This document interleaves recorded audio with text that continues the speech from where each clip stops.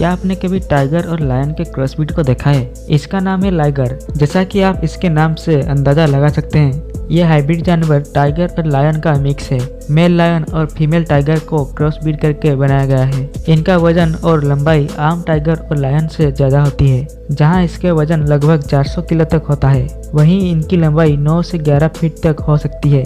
ये एक दिन में 50 किलो से ज़्यादा खाना खा सकते हैं। अपनी इसी खासियत की वजह से ये पूरी कैट फैमिली में सबसे बड़ा जानवर है।